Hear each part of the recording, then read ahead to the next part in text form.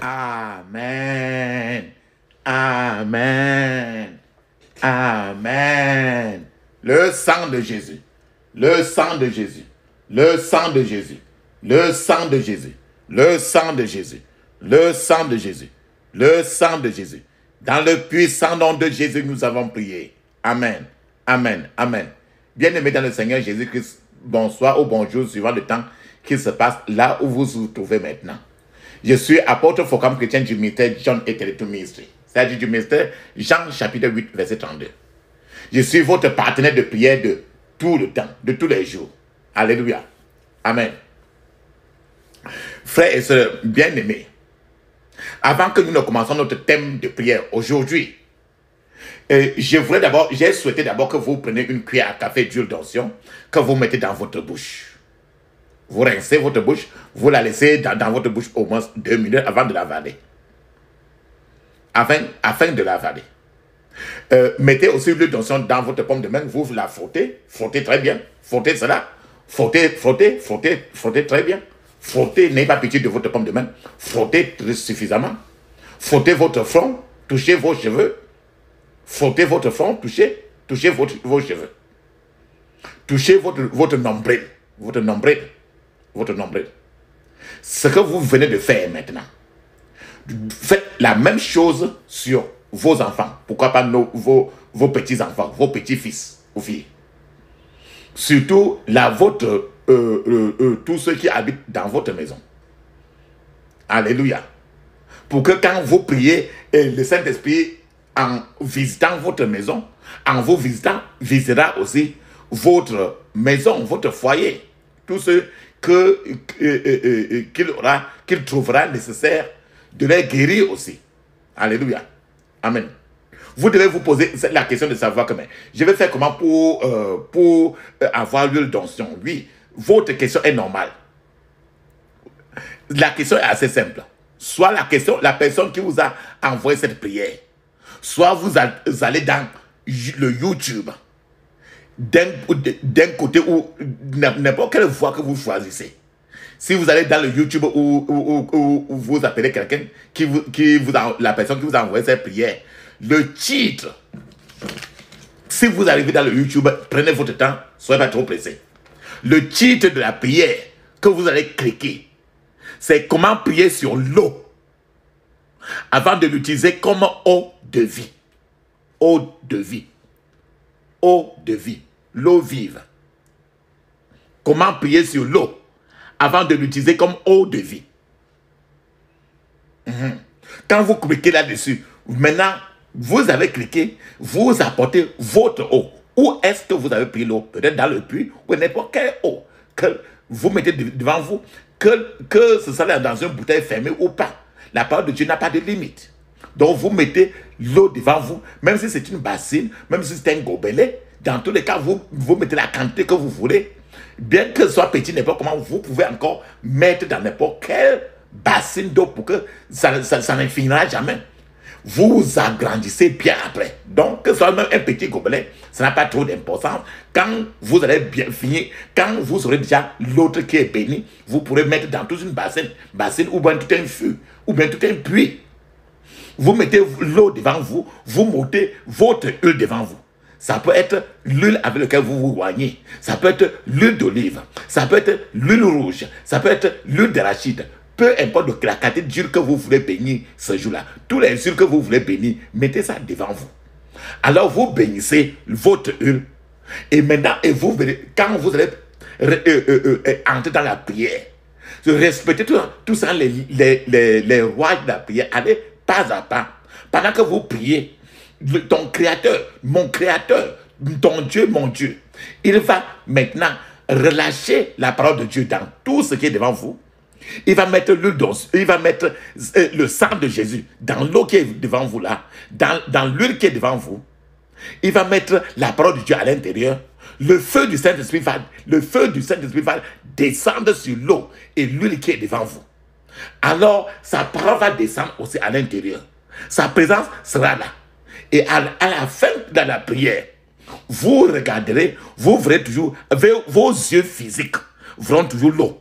Vos yeux physiques verront toujours l'huile. Mais s'il ouvre vos yeux spirituels, vous verrez que vous avez maintenant l'eau de vie. Vous avez au contraire le Saint-Esprit qui est stationné devant vous. Vous verrez, concernant l'huile, vos yeux physiques regarderont et vous verrez toujours l'huile. Mais si le Seigneur ouvre votre yeux spirituels, vous verrez le Saint-Esprit qui est devant vous sous forme d'huile. Ou encore Jésus. Cela veut dire tout simplement que quand vous avez ceci, vous avez déjà l'eau là devant vous, et même l'huile là devant vous. Je prends d'abord par l'eau. L'eau, maintenant, si vous avez un puits dans votre concession, allez verser un peu l'eau de vie là, un peu dans le puits. Vous mettez quelques gouttes d'huile d'oignon dans le puits là. Maintenant, tout le puits comme ça là est déjà ouin. Et l'eau là qui est dans le puits maintenant là, ce sera comme ça là, toute votre vie. Quand vous mourrez même, l'eau là va rester toujours l'eau bénie. Parce que c'est Jésus qui est à l'intérieur. Jésus est le même hier, aujourd'hui et éternellement. Quand vous voulez tout ce que l'être humain fait dans la vie avec l'eau, alors vous faites toujours avec l'eau vive. Vous voulez préparer la banane malassée ou bien n'importe quelle nourriture, utilisez rien que l'eau vive. Quand vous prenez un gobelet d'eau vive, vous mettez dans tout un fût, tout l'eau là dans un fût maintenant deviendra l'eau vive. Donc utilisez l'eau là, l'eau vive toujours pour préparer, l'eau vive pour laver votre sol, le sol de votre boutique, de votre atelier de couture, versez un peu d'eau. Si dans votre construction vous avez des arbres, versez un peu l'eau de vie ou l'huile d'oignon en bas de l'arbre. Vous avez une voiture ou bien la moto, utilisez tout l'eau de vie pour laver votre moto. Vous venez d'acheter une voiture, une moto occasion, utilisez l'eau de vie pour la laver, touchez les roues avec l'huile d'onction, touchez la voiture, le moteur avec l'huile d'onction. Vous lavez les assiettes, lavez toujours avec l'eau de vie. Lavez vos habits, toujours avec l'eau de vie. Votre drap, le thé d'oreiller, vos choses, le sol, lavez n'importe quoi avec l'eau de vie. Lavez-vous, lavez vos enfants toujours avec l'eau de vie. Maintenant, pour nos sœurs, pendant que tu es en train de te laver, ne permets jamais que l'eau simple entre dans ton vagin pour faire ta toilette privée. Utilise toujours l'eau de vie pour laver ton vagin. Mets toujours rien que l'eau de vie dans ton vagin. Rien que l'eau de vie. Toujours l'eau de vie dans ton vagin. Parce qu'il y a certaines entités qui ont toujours tendance à vivre toujours dans le vagin. Et ce sont eux qui restent le plus souvent quand tu sens comment tes reins font mal. Ce sont eux qui sont dans tes vagins, dans tes reins comme ça, et leur tête est dans le vagin. Alors le plus souvent quand vous faites toujours votre toilette avec l'eau de vie, cela permettra qu'un de ces 4 matins comme ça, pendant que vous priez vous priez et tous les jours vous faites ça, vous allez vous rendre compte que toutes ces choses-là vont finir. Et aussi, si vous êtes en train de déménager, peut-être que tu es en train de prendre une chambre à louer quelque part.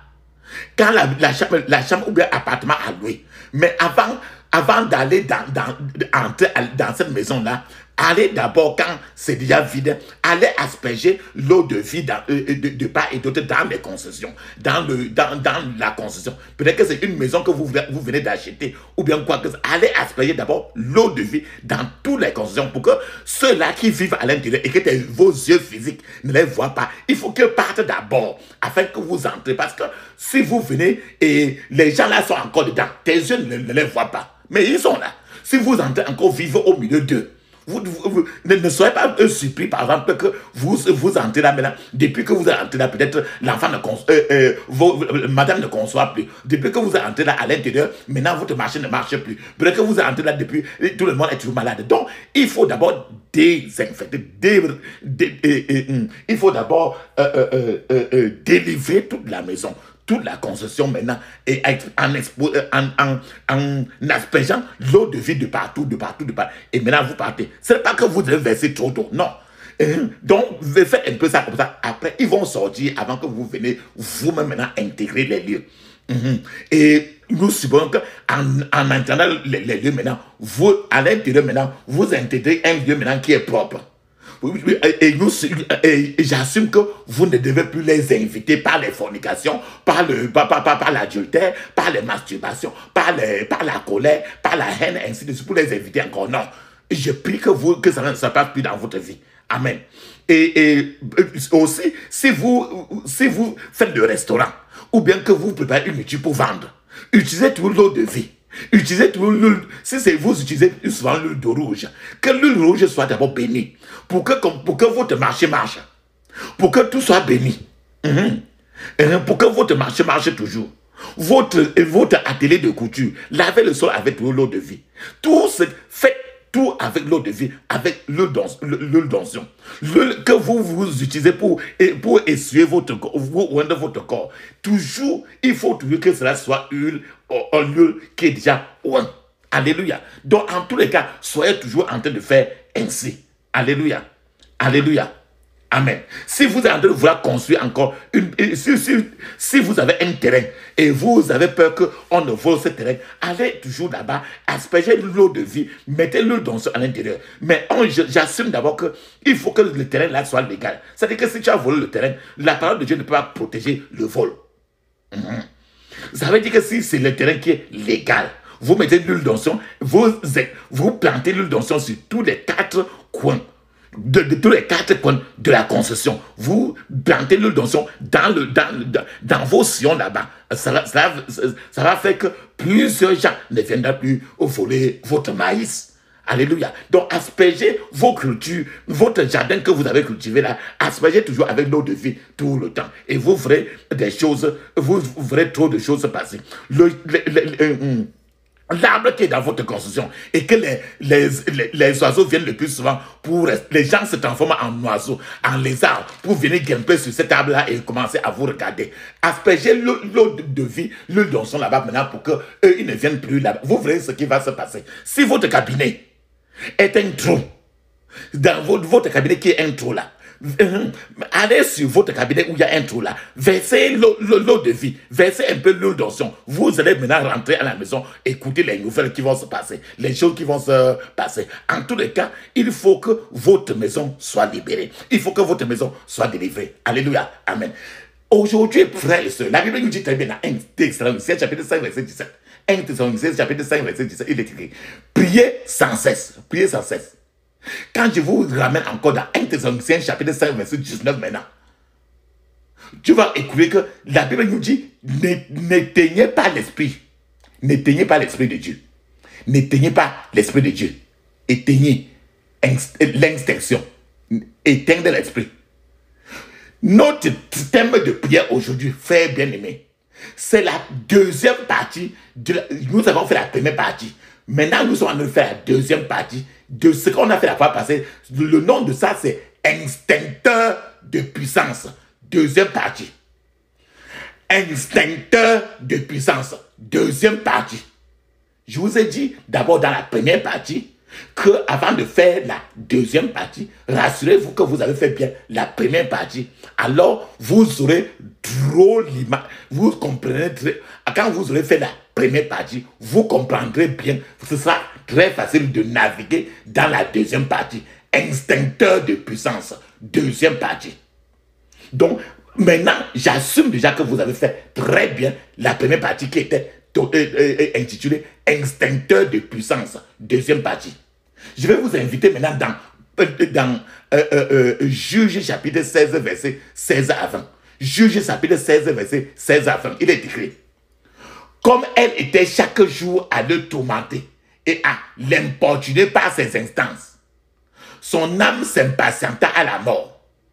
Il lui ouvrit tout son cœur et lui dit, le rasoir n'a point passé sur ma tête parce que je suis consacré à Dieu.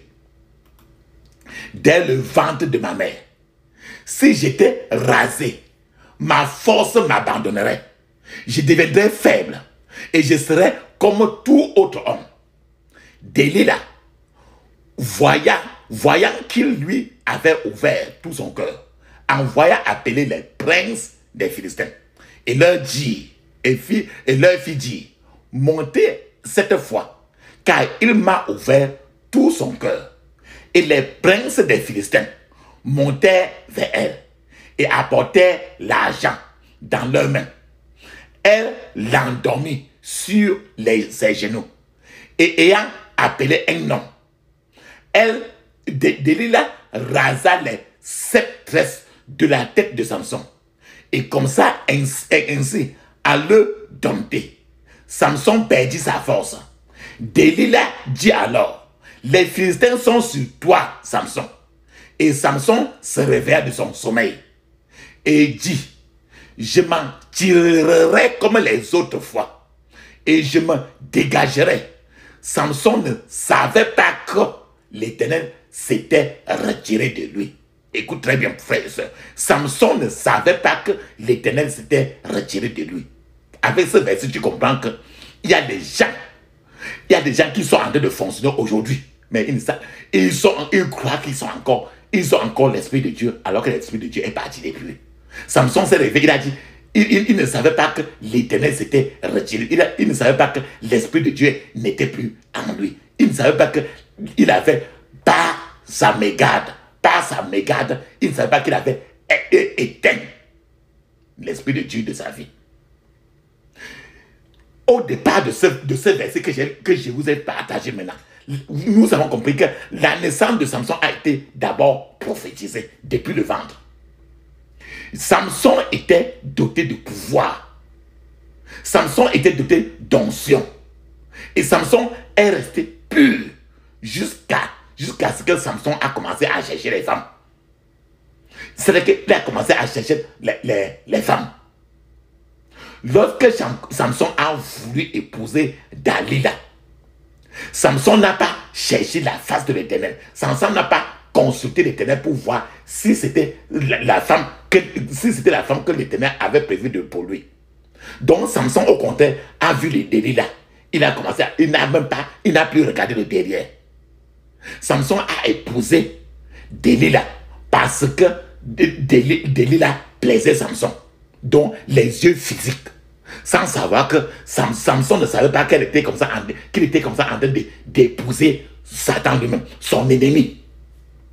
Plus tard, Delilah s'est entendu avec le peuple de Samson. Écoute très bien. Plus tard, voilà Samson qui a épousé son ennemi. Alors le couple, ils sont en train de vivre à la maison. Mais la femme, Delilah, Delilah s'est entendu avec le peuple même de Samson pour chercher à éliminer Samson, pour chercher à se débarrasser de Samson. Frères et sœurs, avec ce que tu comprends, il est même malheureux aujourd'hui de constater que beaucoup de gens commencent bien leur course chrétienne, mais finissent en enfer pour une raison ou une autre. Samson avait commencé très bien. Il était resté pur, jusqu'à ce que, quand les yeux ont fixé sur Delilah, il n'a pu regarder de derrière. C'est-à-dire que son corps, son pays ne regardait plus, n'écoutait plus aucune langue. Ses yeux maintenant n'étaient que sur Delilah. Et il ne regardait plus vraiment tout ce qu'il a préservé. Beaucoup aujourd'hui se laissent emporter par les exigences de la société et les situations qui les entourent.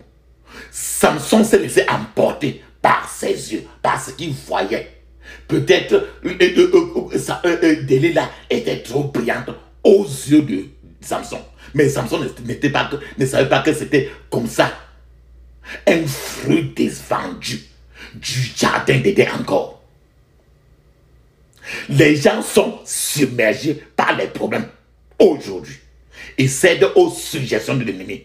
Samson était submergé par une beauté apparente de Delilah. Alors l'ennemi était un sujet à Samson que va dans toute la souffrance là. Samson a cédé aux suggestions du diable. Beaucoup de gens ont des ennemis proches. L'ennemi proche de Samson pour le dépaisser, c'était Delilah. Beaucoup de gens ont des ennemis dans leur poche et chassent des ennemis qui sont hors de la poche. Mais ces gens-là ne se rendent pas compte qu'ils sont tombés dans les filets de leur ennemi et qui dorment encore sur les jambes d'un autre Delilah. Delilah a dit à Samson ce qu'elle était sur le point de faire. Delilah n'a pas caché. Delilah a dit à Samson que je suis en train de vouloir te finir. Mais ça n'a pas empêché. Mais Samson a pensé que c'était une blague. Parce que, certainement, regarde Delilah, regarde Samson. Delilah dit très bien à Samson. Mais bien après là, il peut se retrouver sur le lit. Quand Delilah ouvre son vagin, Samson prend le feigner, il met cela maintenant, il oublie, il croit que c'est la blague. Pourtant, tout ça c'est le filet. Ça c'est des pièges. C'est des filets. Après que la puissance de Dieu a quitté Samson, maintenant Samson s'est levé et allait faire ce qu'il avait l'habitude de faire. Alors, ne sachant pas que Dieu l'avait déjà quitté. C'est-à-dire, ne sachant pas que maintenant, le fait qu'il n'était pas attention, il ne faisait pas attention, a fait que maintenant a éteint le Saint-Esprit. Le titre d'aujourd'hui, c'est que c'est l'extinction de puissance. Le Samson a éteint le Saint-Esprit qui vivait avec lui. Frères et sœurs, beaucoup de gens sont vivants, mais sont en réalité morts. Samson, même étant avec Delilah, croyait qu'il avait encore toujours tout l'onction qu'il avait depuis. Mais en réalité, il était là-bas. Mais devant Dieu, il était déjà mort. C'est-à-dire qu'il n'était plus efficace. Il était déjà mort spirituellement. C'est pour ça qu'il dit que tu vas voir trop de gens qui sont vivants, mais sont en réalité morts. Ces gens-là s'appuient sur l'onction qu'ils avaient avant de commencer à tolérer le péché. Samson a toléré le péché. Samson s'est levé croyant qu'il avait toute l'onction qu'il avait avant. Pourtant, Dieu était abattu. Le Saint-Esprit est, frère et soeur, je vais vous dire un secret. Le Saint-Esprit est vraiment très doux. C'est ainsi que le départ aussi du Saint-Esprit est toujours trop en silence. Les dons de Dieu sont sans repentance. Dieu a placé trop de choses sur Samson. C'est pour ça qu'il dit que les dons de Dieu sont sans repentance. Il est alors à ce niveau-là possible que des miracles de Dieu se produisent encore sur quelqu'un pendant un certain temps, lorsque la personne a rétrogradé avec son ministère. C'est-à-dire que, regarde Samson, le Saint-Esprit n'était plus là. Mais rien physiquement n'avait changé. Ce qui fait que Samson pouvait faire quelque chose et tu vois ça marche. Tu crois que le Saint-Esprit est encore toujours avec lui. Mais alors il n'y a plus. C'est pour ça qu'il dit que le Saint-Esprit, c'était quelqu'un qui a déjà rétrogradé. Un homme de Dieu qui est rempli du Saint-Esprit et qui a rétrogradé avec son ministère. Il peut avoir toujours des miracles qui se produisent avec lui. Mais ça ne veut pas dire que le Saint-Esprit est encore avec lui. Je suis en train de vous dire que les instincteurs de pouvoir sont comme des termites. C'est que ceux qui enlèvent le Saint-Esprit, qui affligent le Saint-Esprit, qui chassent le Saint-Esprit de l'être humain, ce sont comme des termites. Tu connais les termites, non? Les termites qui entrent dans le bois là. Attends, je te parle un peu des termites. Les termites dévorent le bois d'une chaise à partir de l'intérieur. C'est que du dehors, tu vois toute la chaise très importante, très portante. Mais de l'intérieur, la chaise n'est plus qu'une carapace. C'est pour ça qu'il dit que les instincteurs de pouvoir, les esprits, les démons qui chassent le Saint-Esprit, qui tuent le pouvoir sur l'être humain, c'est comme les termites. C'est-à-dire que quand ils sont en train d'agir, tu ne te rends pas compte. Donc, les termites dévorent le bois d'une chaise à partir de l'intérieur. Et quand c'est comme ça, personne ne soupçonnera qu'il y a des termites dans la chaise. C'est lorsque quelqu'un s'assoit sur la chaise là et finit par tomber par terre que cette personne-là, qu'il apparaît clairement que le bois là a été dévoré par les termites. C'est ce qui s'est passé sur Samson. Il s'est réveillé là, il voulait faire encore des miracles comme avant. Maintenant, il voulait avancer, il ne peut plus. Parce que le Saint-Esprit qui marchait avec lui avait déjà jeté l'éponge. Je suis en train de vous dire que quoi, frère et soeur. L'ennemi de Samson qui chantait une musique douce, une musique amoureuse, et qui faisait que Samson dorme sur ses genoux avec un sommeil apaisissant. Dalila avait mis ses belles cuisses pour mettre la tête de Samson sur ça, pour chanter une musique de romance douce, pour apaiser Samson, pour que Samson dorme bien. Mais c'était comme ça le cimetière de Samson qui s'approchait. Dalila a coupé doucement les mèches au-dessus des cheveux de la tête de Samson, sans toutefois perturber le sommeil de Samson. C'est que pendant qu'il coupait, elle cadençait avec une musique vraiment une musique romantique, une musique douce et amoureuse, qui faisait que Samson lui-même était plongé dans un sommeil vraiment très doux.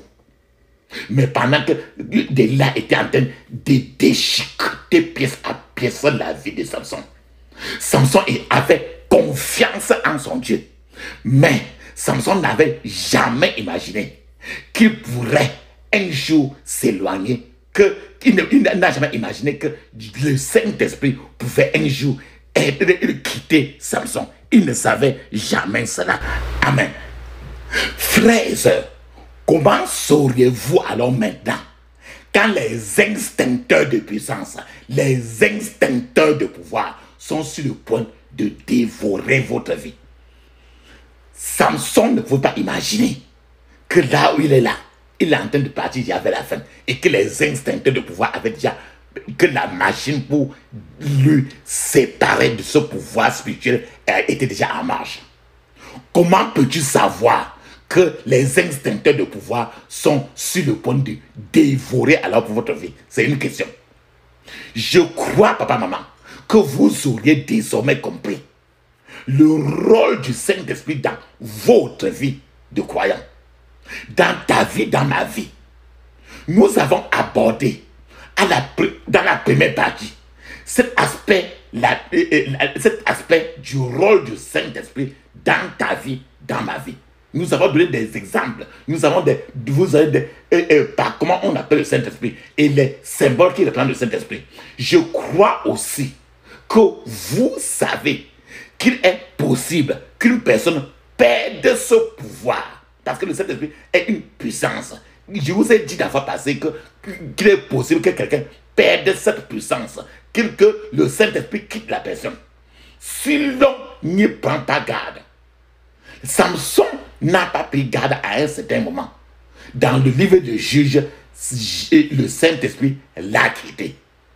Pour pouvoir chasser les instincteurs de puissance dans votre vie, il faut pouvoir d'abord les connaître, les reconnaître. Savoir que là où je suis comme ça, là, je suis déjà dans leur bus. À ce moment, il me faut faire retour chemin. Et comment les reconnaître? Comment savoir quand les instincteurs de puissance sont autour de vous? Comment vous devez savoir que le Saint-Esprit est prêt à vous quitter? D'abord, je vais vous donner quelques symptômes. Je vais vous donner presque 9 symptômes qui vous permettra de savoir que le Saint-Esprit, là où tu es là, tu es déjà dans une chaise chaude. C'est que la chaise sur laquelle tu es assise n'est plus bien et que le Saint-Esprit peut quitter d'un moment à l'autre. Premièrement, ou bien savoir même que le Saint-Esprit t'a jamais déjà quitté. Je vous ai dit d'abord que le Saint-Esprit, quand il quitte, il va doucement. C'est une personnalité. Il va doucement. Les symptômes, le premier symptôme, c'est que si tu remarques déjà un manque d'intérêt pour les choses spirituelles, c'est que tu aimes lire la Bible, tu aimes chanter, tu aimes prier, mais en réalité, si vous remarquez en vous, ce n'est pas quelqu'un qui va vous dire. Ne cherchez pas à ce qu'on vous dise ce que vous voulez suivre. Cherchez à ce qu'on vous dise ou bien que vous sachiez la vérité sur vous-même. sur vous-même. Amen. Donc, si vous réalisez qu'il y a en vous un manque d'intérêt pour les choses spirituelles, sachez qu'il y a les extinctions de puissance qui sont autour de vous. Si vous remarquez, deuxièmement, une tiédeur dans l'adoration de Dieu, dans la prière, dans les témoignages, s'il y a une tiédeur dans la lecture de la Bible, sachez toujours qu'il y a déjà maintenant des extinctions de puissance sont autour de vous.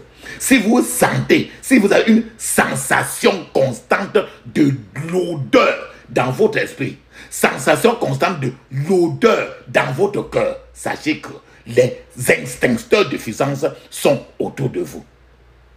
Si vous avez des humeurs instables, si vous remarquez des dépressions, si vous en vous des dépressions, si vous remarquez une solitude, même au milieu des gens qui te sont chers, mais tu te retrouves trop dans la solitude, dans la dépression, c'est-à-dire que tu vois encore des humeurs trop instables en toi, sache que les extincteurs de puissance sont autour de vous. Si vous remarquez que vous êtes souvent plein d'enthousiasme aujourd'hui, puis vous devenez soudainement déprimé le jour suivant, et d'autres fois vous vous reculez quand vous êtes seul, vous vous retrouvez en train de pleurer, sachez qu'il y a les extincteurs de puissance qui sont autour de vous. La quatrième chose, le quatrième symptôme, c'est quand tu n'es pas à mesure, quand tu te rends compte que tu n'arrives pas à être rempli du Saint-Esprit. Tu fais n'importe comment, les Saint-Esprit n'entrent pas. Ça qu'il y a d'autres entités déjà dans vous, que le Seigneur voudrait que vous enlevez. C'est ça qu'on va faire aujourd'hui. Donc l'incapacité d'être rempli du Saint-Esprit vous montre que les extincteurs de puissance sont autour de vous. Ou alors dans vous. S'il y a une incapacité pour vous de parler en langue, ou bien le cas où au lieu de parler en langue, vous ne voulez même pas parler en langue. Et vous n'arrivez, si vous faites n'importe quoi, vous n'arrivez pas à faire 30 ou à 1 heure de temps de parler en langue. Sachez que les extincteurs du Saint-Esprit sont dans vous. Et qu'il faut qu'ils partent avant que le Saint-Esprit entre. C'est vos efforts vous-même à faire. Si vous vous trouvez dans l'incapacité de localiser votre position, votre objectif dans le corps du Christ, en d'autres termes, Dieu te demande que, tu te demandes que, je suis alors enfant de Dieu, mon rôle en tant qu'enfant de Dieu, il m'a envoyé sur la terre, pourquoi? Si tu n'arrives pas à cerner cette position, ton objectif sur la terre, pour Jésus de Nazareth, sache que les extincteurs de puissance sont en vous, dans vous, et il faut qu'ils sortent le tout afin que le Saint-Esprit y pénètre. Si vous avez une longue bataille contre le péché, et si vous avez un certain péché que jusque-là vous dribblez seulement, vous savez que vous n'êtes pas libéré de ce point de péché-là. Ou certaines mauvaises habitudes qui sont en vous. Mais vous allez lutter contre ça. Mais vous savez vous-même, c'est pas que quelqu'un vous dit. Vous savez vous-même que vous jouez au contraire, vous dansez au contraire le tango avec ces habitudes-là. Vous devez par là comprendre déjà que les instincteurs de puissance sont en vous et ils veulent que vous mainteniez dans ces mauvaises habitudes, dans ces péchés, pour que cela vous entraîne dans l'enfer.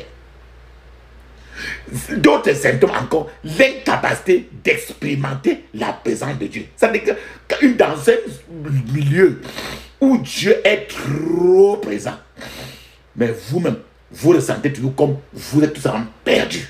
Ça veut dire qu'il y a trop d'entités. Ça veut dire que les extincteurs des extincteurs de puissance sont dans vous. Il y a des choses en vous qui ne veulent pas le Saint-Esprit. Et là, le neuvième symptôme, c'est l'incapacité de se concentrer pendant les prières. Si tu te rends compte qu'au moment où tu t'assois pour prier, excuse-moi, si tu te rends compte qu'au moment où tu te mets à prier, tes idées vont au contraire à gauche ou à droite, par-ci ou par-là. Tu es au contraire à la cuisine en train de regarder la sauce. Tu es au contraire en train de penser. Ça veut dire qu'il y a des gens en vous. Il y a des gens à l'intérieur de vous. Ce n'est pas quelqu'un qui va vous dire. Sachez que c'est ça. Et ils ne veulent pas que tu pries. Parce que quand tu vas prier, le Seigneur va enlever tout ça. Ils veulent rester pour toujours pour vous entraîner en enfer. La question que vous vous poserez certainement, enseignez-vous, c'est que comment alors je vais barricader ma vie pour que les instincteurs de puissance n'entrent pas dans ma vie. En d'autres termes, comment barricader votre vie contre les instincteurs de puissance? Comment être loin jusqu'à ce que ces gens-là ne te pénètrent pas? La première façon, c'est il faut vivre une vie sans péché. C'est-à-dire que même quand vous péchez, tombez dans le péché, la confession doit être très rapide et automatique. À ce niveau-là, je vais vous amener très vite dans Job chapitre 11, verset 14, il est écrit, je cite, si l'iniquité est entre tes mains, éloigne-la, et que la méchanceté n'habite pas dans tes tabernacles. Si l'iniquité est entre tes mains, éloigne-la, et que la méchanceté n'habite pas dans tes tabernacles. Frères et sœurs, ici, je vous ai dit, vivez une vie sans péché. Présentez votre corps. Présentez votre vie comme un vase pur au Seigneur, que le Seigneur peut utiliser. Le vase qui est pourri, sale, Dieu ne peut pas utiliser. Tu ne peux pas être en train de faire le dribble dans le péché et espérer que Dieu t'utilise. C'est pour ça qu'il veut d'abord que tu vides toutes tes pourritures. Le péché étouffe le Saint-Esprit dans la vie d'une personne. Comme aussi l'eau peut étouffer un tuyau. Donc, ça veut dire que quiconque nourrit la colère et un esprit impitoyable éteindra tout le Saint-Esprit. Il est en train de chasser le Saint-Esprit. La personne qui a une vie de mensonge, une vie de jonglerie, le Saint-Esprit ne peut pas être à l'aise à vivre dans la personne. Tout péché, papa, maman, bien-aimé, doivent être exposés. Tout péché doit être confessé. Tout péché doit être abandonné. Je vais, à ce moment, je vais ouvrir une parenthèse pour vous donner un témoignage. Donc, c'est un fait qui est venu témoigner de nos prières que je vous suggère tout là, de nos prières. Il a témoigné. Il a dit qu'il avait remarqué que après leur dévotion familiale à la maison, que sa femme restait le plus souvent pour prier pendant environ 1 heure. Et que le frère maintenant a affirmé que la vie de son épouse s'était améliorée depuis qu'elle avait commencé la prière en secret. Ils ont également réalisé une merveilleuse percée financière depuis que ces prières-là, depuis que son épouse a commencé à payer ça de façon en cachette. Alors le frère a très bien dit qu'il a encouragé son épouse à continuer ce genre de prière.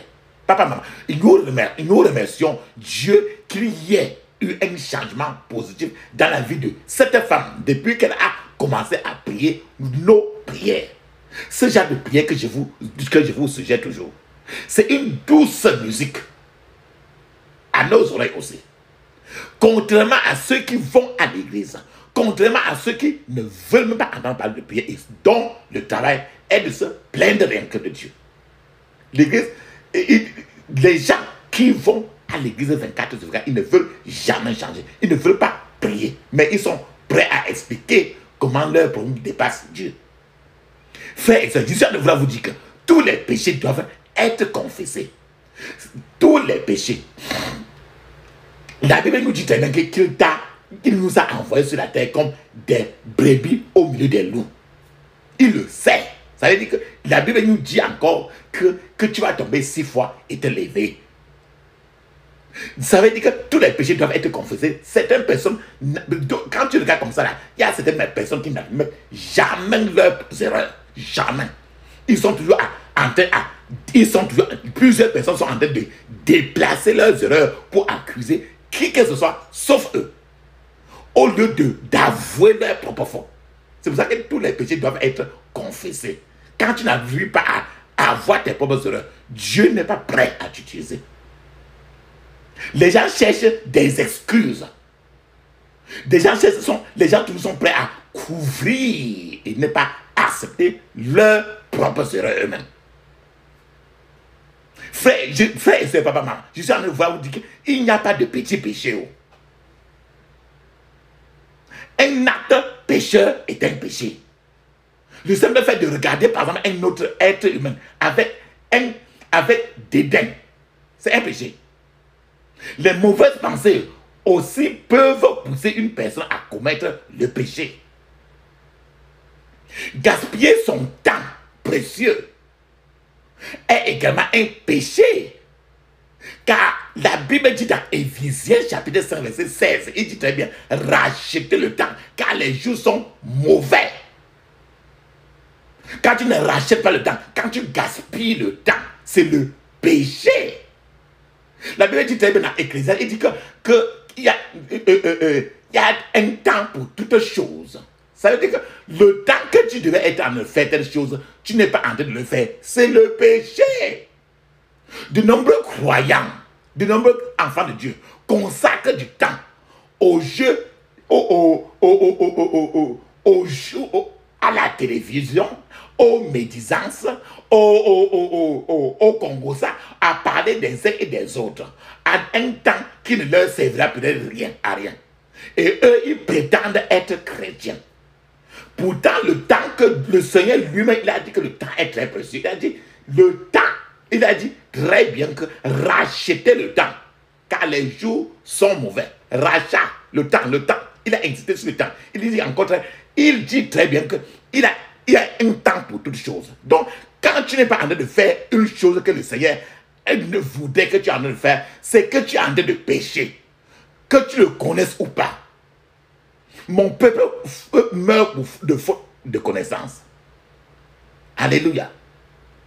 Papa, maman, si vous voulez aller faire le paradis un jour, abstenez-vous de toute apparence du mal. N'importe quoi que tu sens le mal sur ça là, ou bien tu tombes par erreur, confesse directement ici. Vous devez vider votre vie de toutes ces choses, afin que l'Esprit de Dieu puisse agir dans votre vie et avec une liberté totale. Frères et sœurs, nous voulons que votre vie défie celle de votre mari, celle de votre femme, qui n'a encore peut-être pas connu le Seigneur. Parfois, tous les péchés doivent être exposés, confessés et abandonnés. Peu importe leur taille. Je vous ai dit qu'il n'y a pas de petits péchés. Et il n'y a pas de péché aussi grand que Dieu, que ça dépasse de Dieu lui-même. Parfois, lorsqu'on pose une question, par exemple, à certaines personnes, ces personnes, par exemple, se contentent de sourire et me disent, ils ne sont ni dans le oui, ni dans non. Ils sont toujours dans les deux cas. C'est la déception, c'est les gens trompeurs, c'est les gens pleurent. C'est une tentative de ne pas reconnaître ce qui a été fait ou ce qui n'a pas été fait. Parfois les gens expriment leur mépris des autres à travers l'expression même de leur visage. Je répète encore. Parfois les gens expriment leur mépris à travers leur mépris des autres, à travers l'expression de leur visage. La Bible dit à ce niveau-là que c'est le péché parce que dans le cœur de cette personne-là, c'est une haine qui ne s'exprime pas, mais c'est une haine devant les dossiers de Dieu. C'est le péché. Maintenant, la deuxième chose, je vous ai parlé du fait qu'il faut fuir le péché. Des choses qui te feront savoir que tu n'es pas, tu n'es plus avec Dieu. La deuxième chose, c'est ne participez pas à des choses qui n'amélioreront pas votre vie spirituelle. En n'importe quoi que vous allez faire dans la vie, ou bien avec la conversation avec n'importe qui, rassurez-vous que ce que vous allez faire là-bas vous avance dans la vie spirituellement. Si ça ne vous avance pas, peu importe comment la personne vous est important, séparez-vous. Certaines personnes ont le temps de jouer à des jeux qui ne les édifient à rien, des causeries qui ne les édifient à rien, à des aides qui ne les édifient à rien, à des visites qui ne les édifient à rien. Ces gens perdent tellement de temps sur des films mondains, sur des réunions mondaines, les associations mondaines, des amitiés mondaines qu'ils n'ont même pas assez de temps de consacrer aux prières, à la lecture de la Bible. C'est pour ça que je dis encore que ne participez pas à des choses qui n'amélioreront pas votre vie spirituelle. Rachetez le temps. Vous devez vider votre vie de ces choses afin que l'Esprit de Dieu puisse se déplacer librement dans votre vie. Tant que ces choses sont encore là, vous ne pouvez pas être libre. Certaines personnes n'ont donné qu'une partie de leur vie à Dieu. Il y a des gens qui te disent que j'ai donné ma vie totalement à Dieu. En réalité, plusieurs n'ont donné qu'une très petite partie à Dieu. Et que Dieu n'a pas le droit même de franchir la plus grande partie de sa vie. Ces personnes ont permis à Dieu d'occuper uniquement les toilettes de leur vie. Quand tu regardes les toilettes, le WC, le capitaine, ces personnes ont demandé à Dieu de s'occuper uniquement des toilettes de leur vie. Imagine très bien, les toilettes sont généralement la plus petite pièce d'une maison. Les toilettes sont généralement fermées et les toilettes sont rarement utilisées. C'est quand tu as eu un besoin que tu entres là. Donc, en une journée, tu peux compter combien de fois tu es allé dans une toilette. C'est comme ça que les gens n'entrent pas dans les toilettes. Les gens n'y entrent que quelques minutes pour se détendre lorsqu'ils sont pressés. Ce sont des chrétiens qui recherchent Dieu uniquement lorsqu'ils font de mauvais rêves ou bien qu'ils sont harcelés par certains démons ou bien ils sont tombés en fracas. C'est pour ça que je dis que plusieurs gens n'ont que donné une infime partie de leur vie. Le reste, ils ont donné les interdictions à Dieu de ne même pas franchir leurs 5,50 m. Frères et sœurs, je suis en train de vous dire une chose. Dieu veut occuper chaque pièce, chaque chambre de votre vie et totalement et être le haut et le bas de votre vie. La Bible dit très bien dans Apocalypse chapitre 3, verset 20. Il est écrit, voici, je me tiens à la porte et je frappe. Si quelqu'un entend ma voix et ouvre la porte, j'entrerai chez lui, je souperai avec lui et lui avec moi. Quand tu écoutes, je me tiens à la porte et je frappe. Si quelqu'un entend ma voix et ouvre, donc entendre est une chose, ouvrir encore c'est une autre chose. Si vous ouvrez seulement le salon au Saint-Esprit, le salon de votre vie au Saint-Esprit, c'est dans ce salon-là que le Saint-Esprit va rester. Les autres chambres, ils ne doivent même pas passer là-bas. Si vous lui permettez d'entrer dans la chambre et dans tous les coins et recoins de votre vie, de prendre le contrôle de tout, le Saint-Esprit fera des merveilles dans votre vie. Mais si vous le limitez, il reste à l'angle là où vous avez confiné là-bas. Certaines sœurs, frères et sœurs, certaines sœurs portent encore des vêtements, du maquillage de Jézabel et ne sont pas prêtes à soumettre ces aspects de leur vie au Seigneur. Elles ont interdit que le Seigneur n'entre pas dans la chambre de ces genres de vêtements et de maquillage là. Ils ont le maquillage de Jézabel. Ceux-là ont interdit que je te donne cette partie, mais Saint-Esprit ne passe jamais à côté de ma façon de m'habiller. Saint-Esprit ne passe jamais sur le maquillage que je fais. Que tout ce que je mets sur mes yeux là, les traits que je trace sur ma tête là, ça ne te regarde pas. Ils ont refusé de soumettre cet aspect de leur vie au Seigneur. Alléluia. La troisième chose qui te permettra de comprendre que tu as les instincteurs de puissance dans vous, c'est quand vous devez, vous normalement devez vider votre vie de toute forme de mondanité, afin que la puissance de Dieu dans votre vie ne soit pas éteinte. Je répète encore, vous devez vider votre vie de toute forme de mondanité, afin que la puissance de Dieu dans votre vie ne soit pas éteinte. Cela veut dire d'autre part que l'enfant de Dieu doit être totalement entre les mains du Seigneur Jésus, entre les mains du Saint-Esprit. Le Seigneur s'adresse à beaucoup de gens en ce qui concerne la mondanité, les choses du monde. Le Seigneur veut que les frères et sœurs arrêtent d'utiliser ou de mettre certaines choses sur eux. Mais plusieurs ne cèdent pas à la voix du Saint-Esprit. Beaucoup de gens aiment les prières, feu, feu, feu, feu, feu, feu. Mais ces mêmes gens n'aiment pas la prédication sur la sainteté intérieure, sur la sainteté extérieure. La sainteté à partir de l'intérieur et la sainteté à partir de l'extérieur aussi. Papa, maman, nous leur conseillons toujours de quitter ces choses du monde.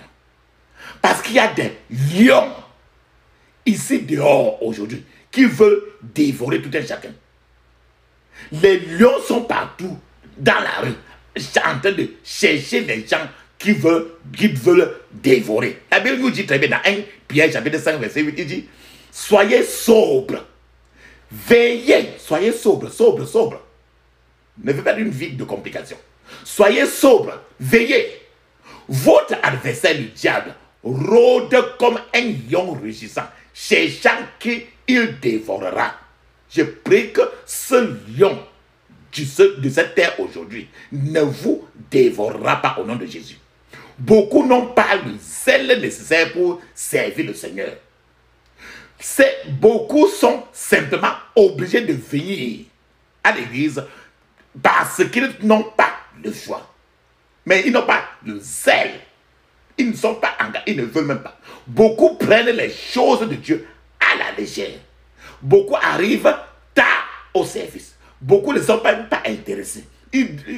Beaucoup entrent seulement, écoutent le message du jour et s'en vont.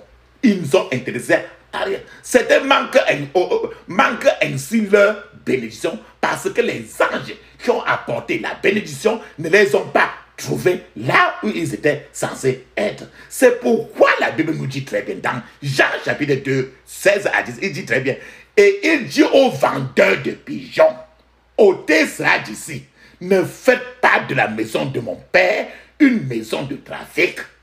Ses disciples se souvinrent qu'il est écrit: le zèle de ta maison me dévore. Papa, maman, je prie encore que le zèle de la maison de l'Éternel te dévore à partir de maintenant dans le puissant nom de Jésus. Papa, maman, quand tu regardes de près, prier n'est pas vraiment facile. Prier, ce n'est pas pour les paresseux. En fait, personne ne trouve cela intéressant de prier au départ. La lecture de la Bible peut être ennuyeuse. Il faut un peu de courage. Le jeûner peut être difficile. Mais prier, lecture de la Bible, le jeûne. Mais quand on persévère dans ce que je suis en train de vouloir dire là, cela devient partie intégrante de la personne elle-même. Et cela devient progressivement intéressant. À un certain niveau, le zèle de la maison de l'Éternel va te dévorer ta vallée et maintenant tu seras vendu à l'Éternel. Je dirais qu'il ne faut pas attendre toujours de sentir l'esprit bouger pour que vous priez, mais plutôt priez sans cesser. Priez sans cesse. La Bible nous dit très, très bien, 1 Thessaloniciens chapitre 5 verset 17, priez sans cesse. En d'autres termes, priez quand cela vous convient, ainsi que lorsque cela ne vous convient pas. Donc, temps et contre temps, priez toujours. Priez quand vous êtes fatigué et quand vous ne l'êtes pas. L'ennemi attend votre heure sans surveillance pour frapper toujours. C'est pour ça que la Bible dit dans 2 Timothée chapitre 4 verset 2, il est écrit: proclame la parole, insiste que l'occasion soit favorable ou non. Proclame la parole, insiste que l'occasion soit favorable ou non. C'est-à-dire, quand cela convient et quand cela ne l'est pas, les paresseux ne vont pas loin. Ceux qui sont paresseux n'avancent pas. Les paresseux ont en eux un instincteur de puissance. Dans eux. Alléluia. Une autre chose qui te permettra de comprendre que tu as en toi un instincteur de puissance. Croyez aux enseignements bruts. Écoute très bien. Bruts de la Bible. Ne diluez pas, ne reconditionnez pas la Bible à votre manière. Beaucoup de gens s'éloignent de la vérité biblique à cause de plusieurs doctrines dans leur confession, dans leur congrégation. Je vais vous dire par exemple une sœur qui a approché un frère. La sœur est venue parce qu'elle avait le besoin de recevoir le Saint-Esprit, avec la preuve de parler en langue. La sœur a dit, et le frère a expliqué ce qui se passait et comment ça se passe. Et la sœur a dit clairement que la manière que le frère a dit était trop, que le frère avait trop simplifié les choses. Et que son pasteur avait dit que lui, son pasteur, il a pris 14 ans pour être rempli du Saint-Esprit. Écoute très bien. C'est un enseignement dilué totalement, qui n'est même pas biblique. Son pasteur lui a dit qu'il a fallu 14 ans pour être rempli du Saint-Esprit. Et le frère lui a dit le frère lui a conseillé à la fille de se retourner et aller lire Actes des Apôtres chapitre 19 de 1 à 6. Actes des Apôtres 19 de 1 à 6. À l'intérieur où l'apôtre Paul a posé une question directe, même pas nuancée. Il a posé la question directe s'il avait reçu le Saint-Esprit. Il a dit que avez-vous reçu le Saint-Esprit depuis qu'il avait cru? Et s'il ne savait même pas qui était le Saint-Esprit. Le peuple a reçu le baptême de Jean. Mais le baptême de Jean, c'était pour la repentance. Aujourd'hui, frères et sœurs, les religieux ne croient que ce que dit leur pasteur, leur évêque, leur homme de Dieu. Les religieux ne croient que ce que dit l'Église. Ne cherchez jamais à découvrir ce que eux-mêmes, la parole de Dieu dit. Ce que Dieu lui-même dit. C'est pour ça que j'ai dit qu'il faut croire à la parole brute et non la parole reconditionnée. Quand je dis Actes des Apôtres chapitre 19 de 1 à 6, toi-même, pour cela, va lire là-bas pour comprendre toi-même. Ce n'est pas quelqu'un qui va interpréter pour toi. Quand quelqu'un interprète, il va diluer et t'amener dans la brousse. Alléluia. Un autre symptôme pour reconnaître l'extincteur de puissance, papa, maman. Priez avec un bon motif. C'est-à-dire que quand tu demandes à Dieu quelque chose, il faut que cette chose-là soit pour glorifier Dieu et non pour ta propre gloire, pour tes intérêts personnels. Tant que ta prière est pour ton intérêt personnel, pour quelque chose qui te glorifie, Dieu n'a aucun intérêt à te répondre. C'est pour ça qu'il dit, priez avec un bon motif. Je suis en train de vous dire que beaucoup de gens prient pour avoir des dons spirituels. Beaucoup de gens prient pour les gains personnels. Beaucoup de gens prient pour les gains personnels et pour la notoriété personnelle. En réalité, les gens veulent être riches. Les gens veulent que les gens les respectent partout. Ils marchent dans tous les rues. Alors, rappelle-toi, dans le passé, auparavant, les serviteurs de Dieu, quand ils demandaient quelque chose à Dieu, ils avaient d'abord le respect de ça et c'était toujours pour la grandeur, pour glorifier le ciel.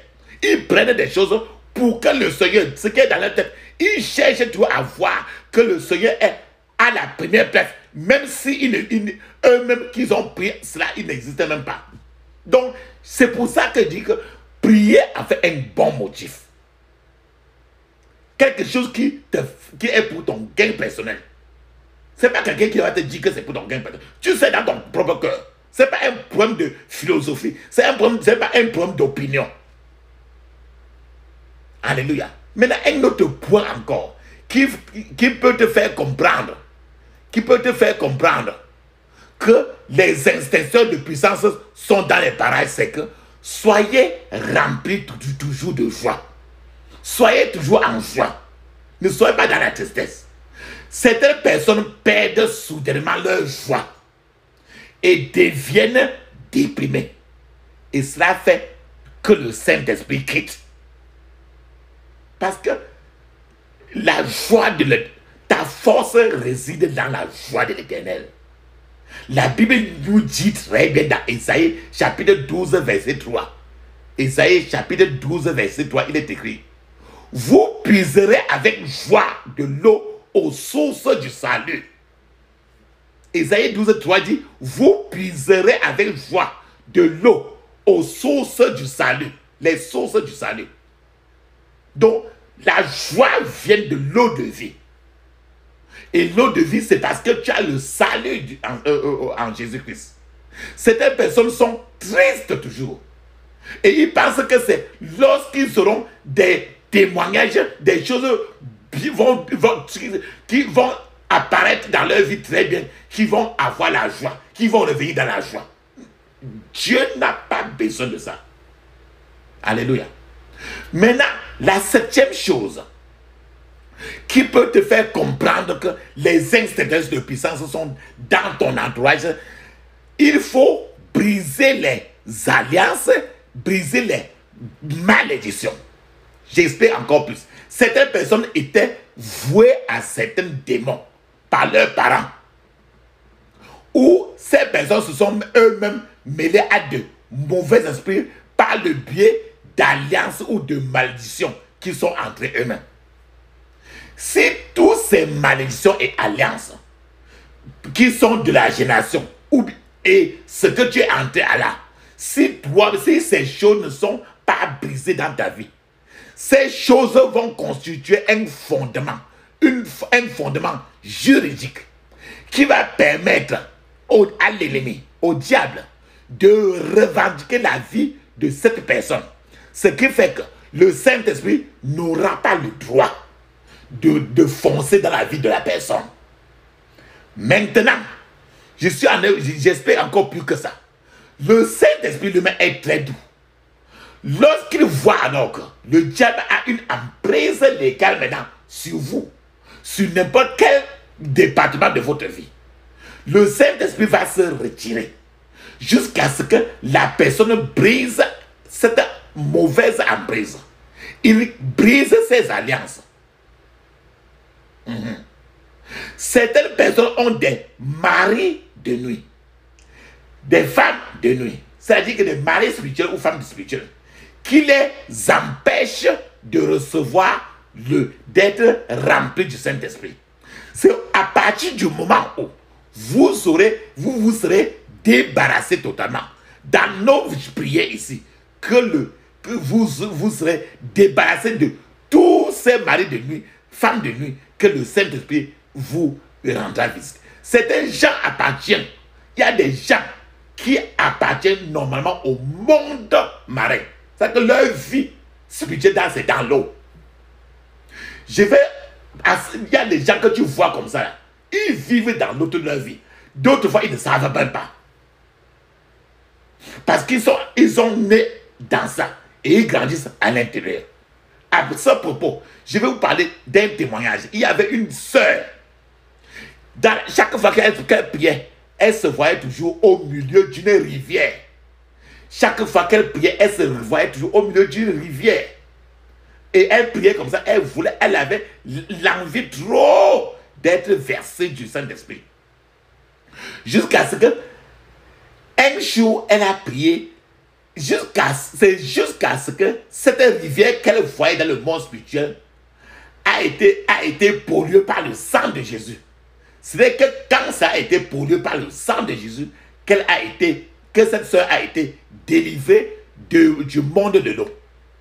Frères et sœurs, vous devez permettre au Seigneur d'effectuer une chirurgie spirituelle dans votre vie aujourd'hui. Il est triste de constater que beaucoup de gens attristent le Saint-Esprit et continuent à parler encore en langue. Pourtant, ils ont attristé le Saint-Esprit. Il en est ainsi parce que c'est un don de Dieu et que les dons sont sans repentance. Beaucoup sont devenus comme ça. Beaucoup de gens aujourd'hui sont devenus comme Samson. Beaucoup sont devenus comme Saul. Samson et Saul qui ont continué à prophétiser. Bien que l'Esprit de Dieu les avait quittés. Il y a des gens qui continuent à fonctionner. Mais Dieu les avait quittés déjà. Certains gens continuent à fonctionner. Mais le Saint-Esprit n'est plus avec eux. Le prophète Élie était un homme spécial. Le prophète Élie était un homme spécial. Le prophète Élie a démontré le genre de vie que Dieu veut que tous les enfants de Dieu démontrent désormais dans le monde spirituel.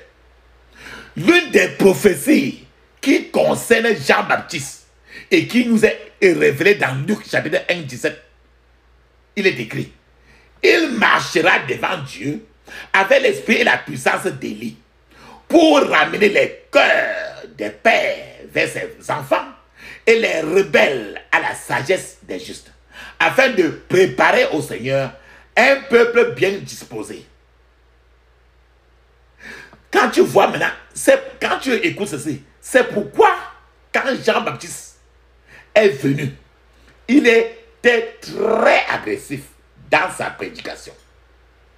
Jean-Baptiste était comme le prophète Élie.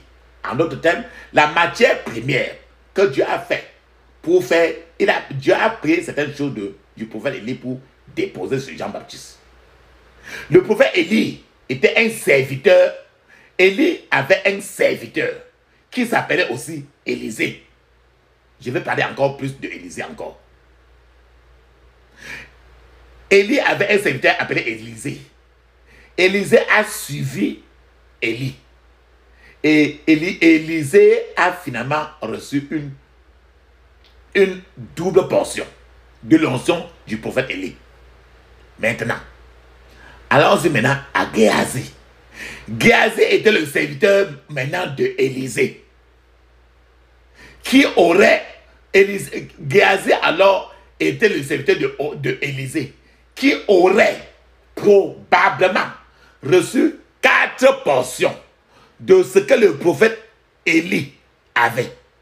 S'il avait été ce que le Seigneur voulait que Géasi soit, et qu'il marchait comme Dieu voulait qu'il marche. Il y aurait eu un livre même entier dans la Bible même qui lui aurait été consacré pour décrire les exploits même de Géasi. Malheureusement, toute la vie de Géasi s'est résumée dans la Bible en un seul verset. 2 Rois 5, 27.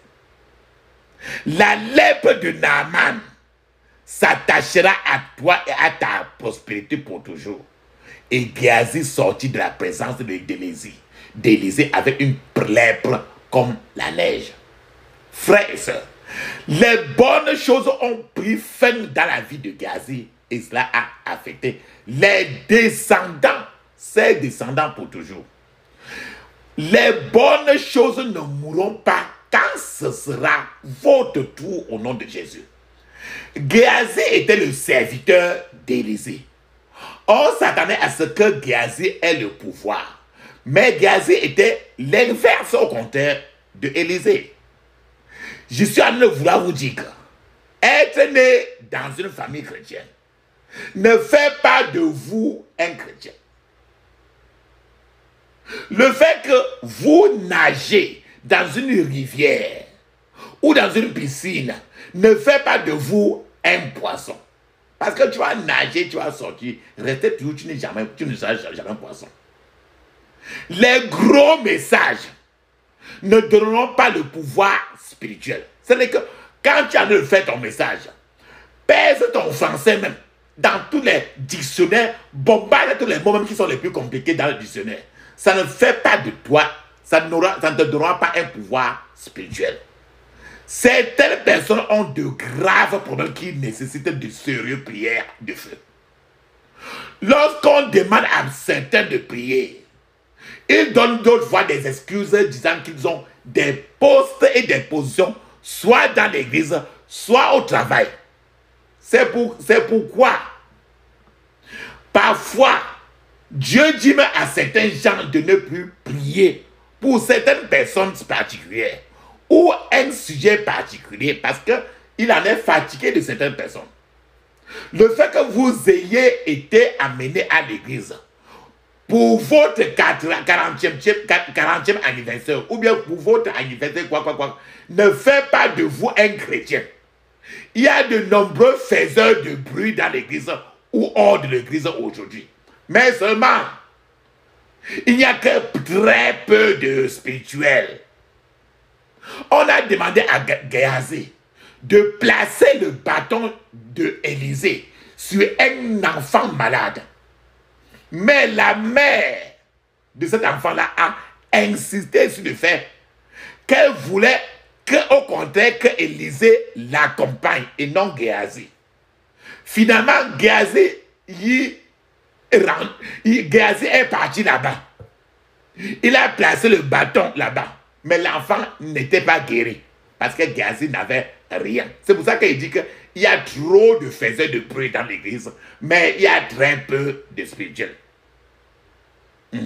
Ce n'est que quand Élisée est venu pour le malade là, qu'il y a eu maintenant un miracle. Je suis en train de vous dire que les croyants sont censés être des personnes puissantes.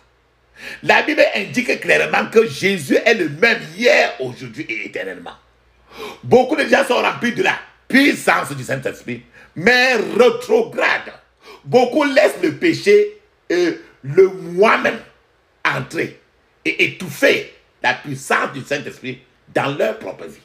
Beaucoup ont peur de l'opinion publique. Beaucoup ont peur de ce que les gens vont dire. Ils ne veulent pas faire savoir qu'ils font des prières agressives. Les gens font des prières toujours cache-cache.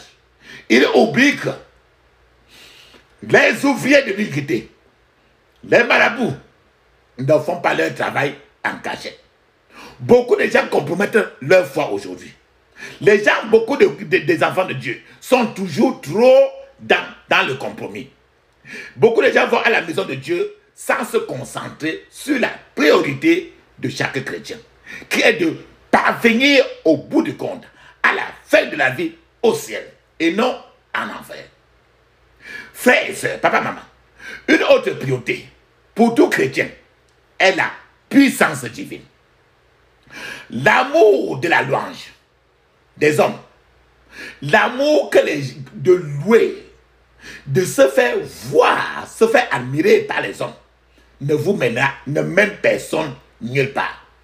De nombreuses personnes font aujourd'hui trop des dons à l'église, exceptionnellement si leur don est annoncé ouvertement en séance plénière dans l'église et si on leur demande de se lever pour être reconnus devant la congrégation de l'église. En d'autres termes, c'est des gens qui cherchent au contraire l'approbation personnelle de la terre. Ils cherchent les louanges qui viennent des êtres humains et non de Dieu.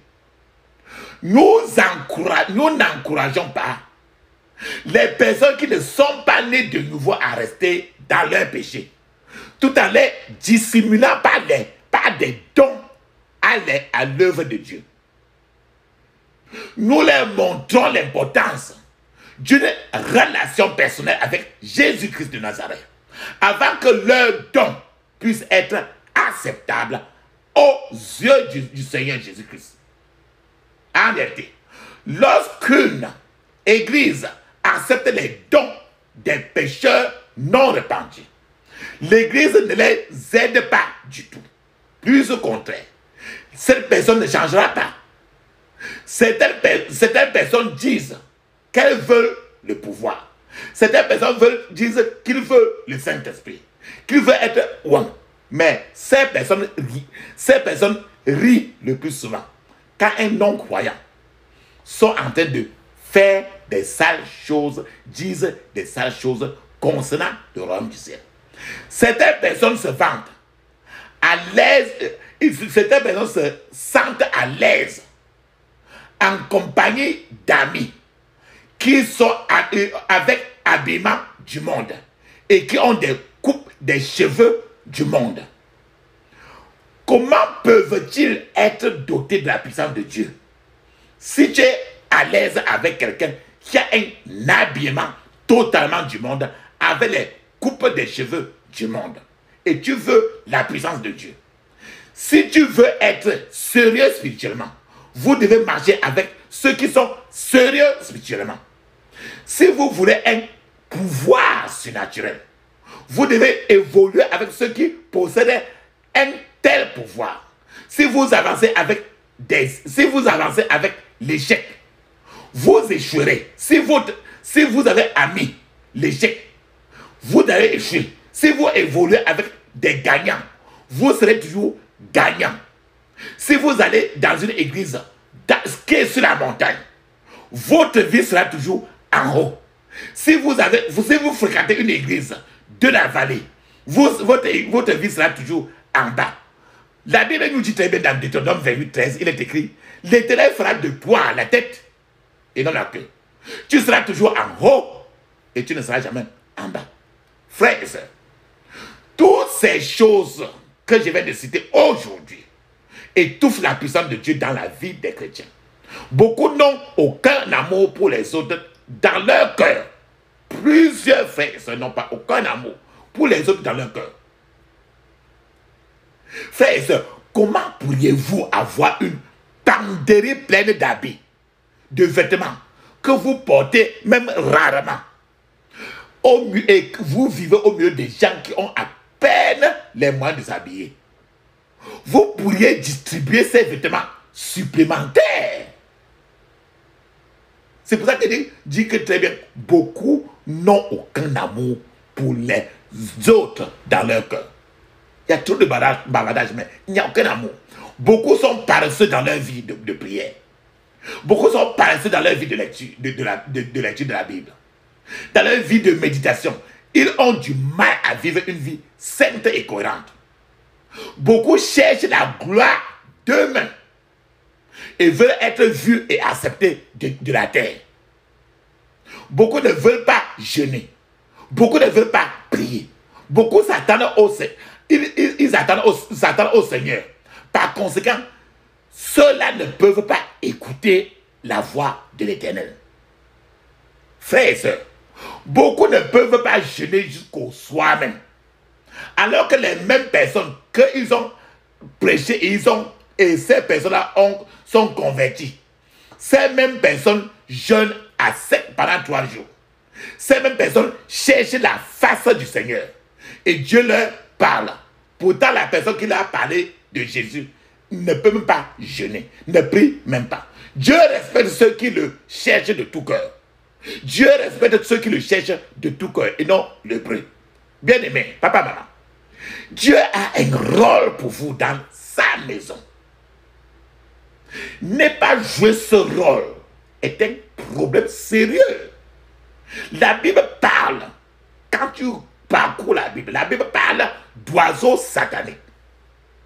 Dans la parole du Seigneur, du Semeur, les oiseaux picoraient les grains qui tombaient sur le rocher. Ce sont des oiseaux sataniques qui captent la parole de Dieu dans le cœur des gens. Ces oiseaux sataniques choisissent généralement 3 choses dans la vie des gens. Et quand ils picorent ça, ils picorent toutes ces 3 choses-là pour rendre les gens impuissants, pour chasser le Saint-Esprit.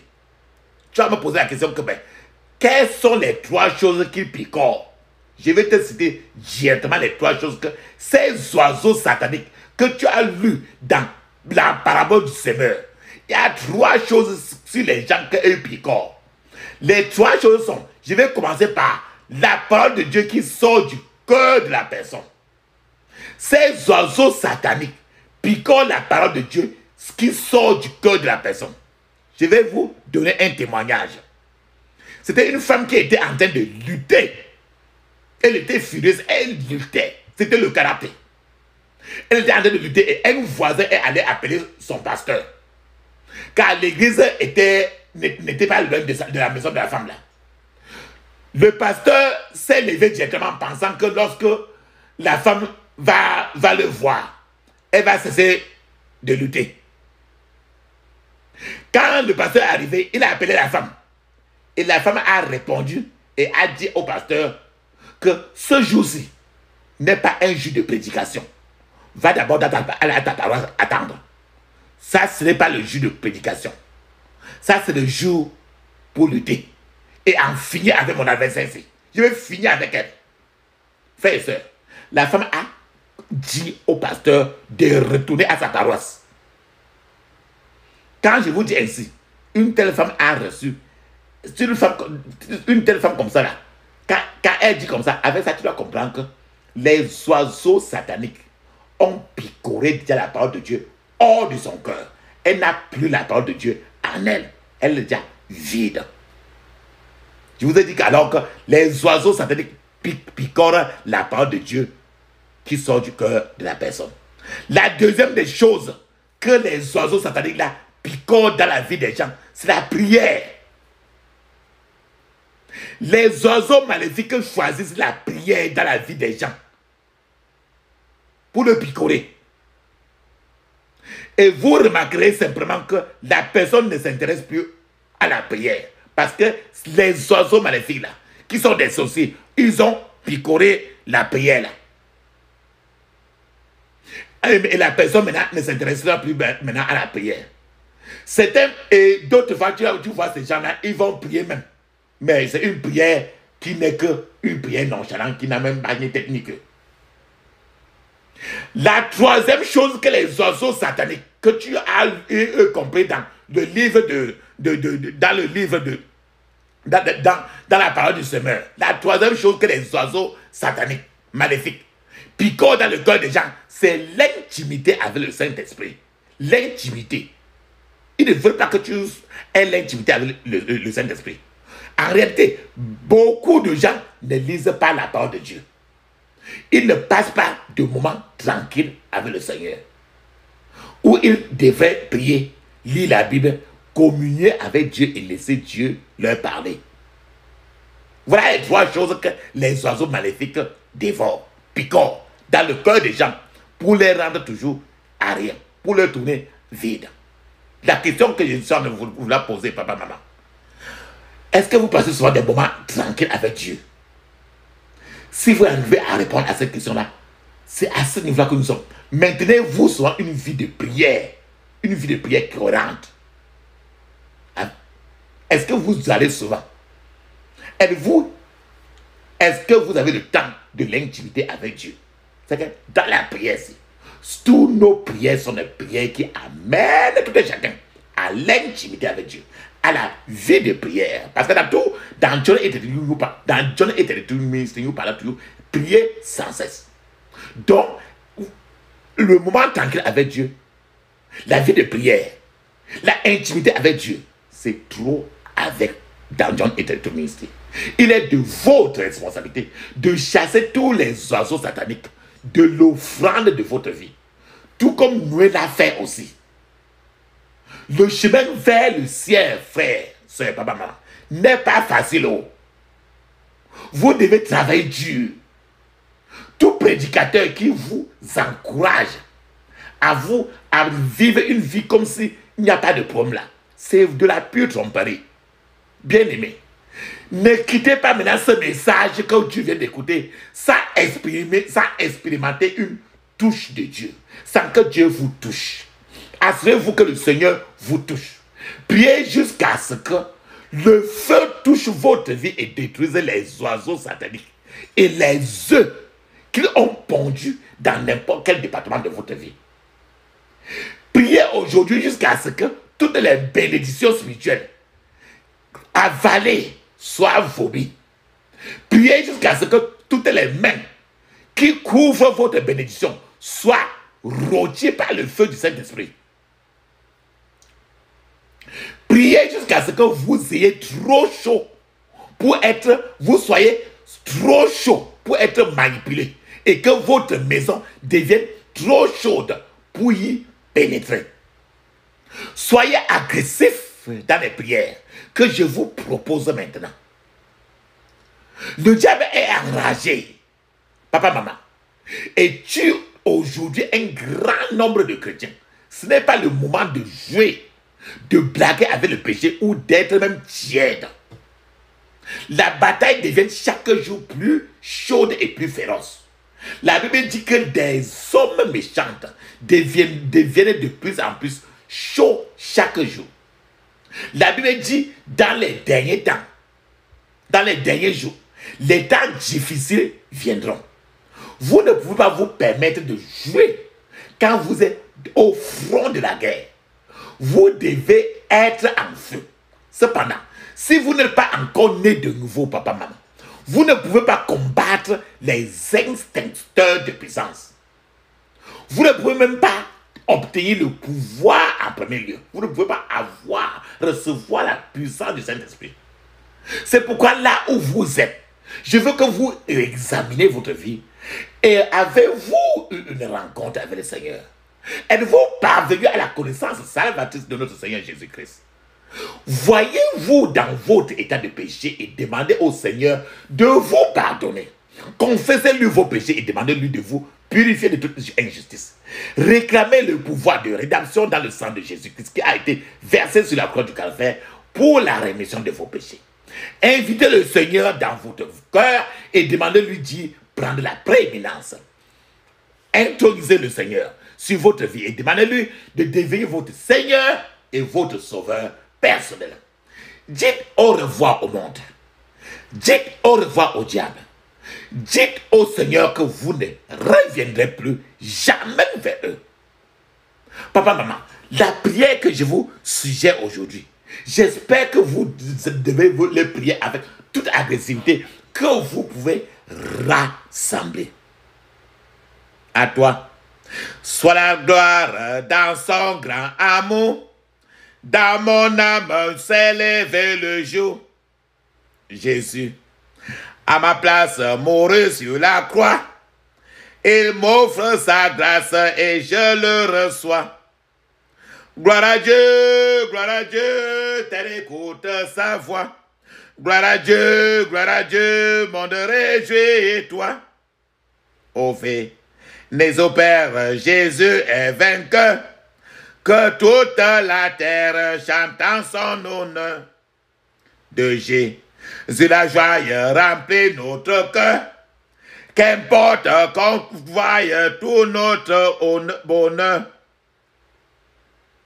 Jésus, selon sa promesse, Jésus changera. Deuil en allégresse quand il reviendra. Gloire à Dieu, telle écoute sa voix. Gloire à Dieu, monde réjouis-toi. Au fait, les opères, Jésus est vainqueur. Que toute la terre chante en son honneur. Viens, Esprit Dieu vivant. Viens, Esprit Dieu vivant. Mais guide-moi, demeure en moi. Je prends toujours soin à ton service.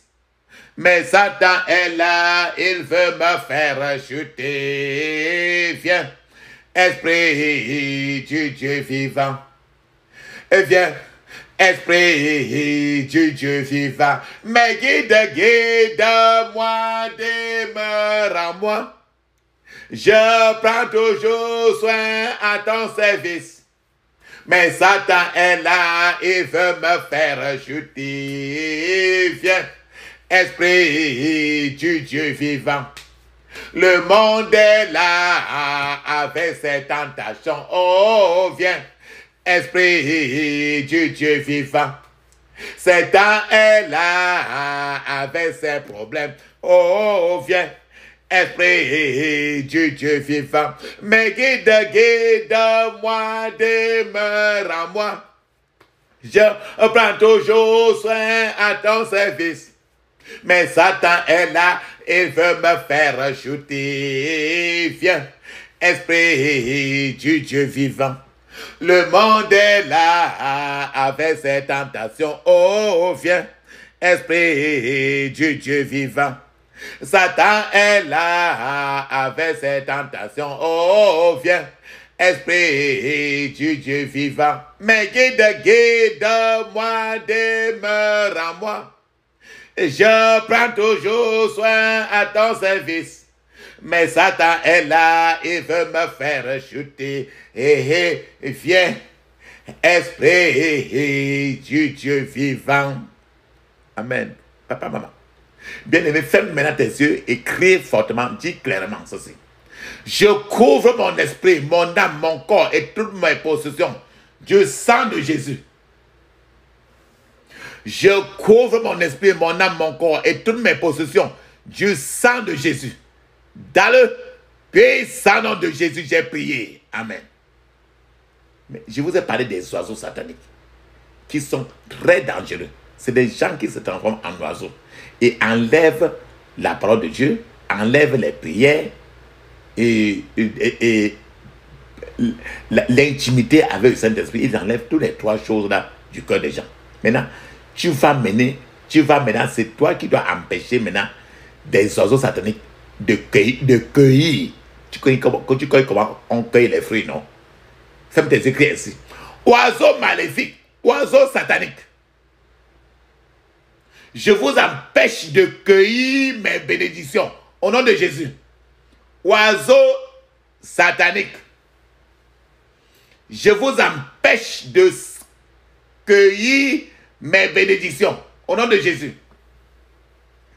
Oiseaux sataniques. Je vous empêche de cueillir mes bénédictions au nom de Jésus. Oiseaux sataniques. Je vous empêche de cueillir mes bénédictions. Dans le puissant nom de Jésus, j'ai prié. Amen. Maintenant, la main des sorciers qui couvre tes bénédictions spirituelles, il faut que ça prenne feu. Fais-moi tes écrits ainsi. Toute main étrangère qui couvre mes bénédictions spirituelles, toute main étrangère qui couvre mes bénédictions spirituelles, prends feu au nom de Jésus. Prends feu au nom de Jésus. Prends feu au nom de Jésus. Dans le puissant nom de Jésus, j'ai prié. Amen. Je vous ai dit que tu dois maintenant détruire tous les œufs de ces oiseaux-là.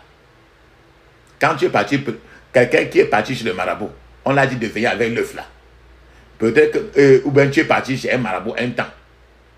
On t'a dit d'apporter l'œuf. L'œuf là, on a cassé là-bas. On t'a fait comme si tu étais, qu'on avait jeté mal. L'œuf là, ça peut être encore dans ton corps. Fais tes écrits ainsi. Tout œuf pondu par l'ennemi dans ma vie. Tout œuf pondu par l'ennemi dans ma vie. Prends feu au nom de Jésus. Prends feu au nom de Jésus. Prends feu au nom de Jésus. Dans le puissant nom de Jésus, j'ai prié. Amen. Maintenant, les agents sataniques qui sont autour de ta vie, les marabouts, les charlatans, fais tes écrits ainsi. Tout agent satanique autour de ma vie, tout agent satanique autour de ma vie, soit rôti au nom de Jésus. Soit rôti au nom de Jésus. Soit rôti au nom de Jésus. Dans le puissant nom de Jésus, j'ai prié. Amen. Je vous ai dit que tu dois prier aujourd'hui. Jusqu'à ce que tous les pouvoirs sataniques vomissent toutes les bénédictions qu'ils avaient avalées. Fais-moi des écrits ainsi. Pouvoir satanique,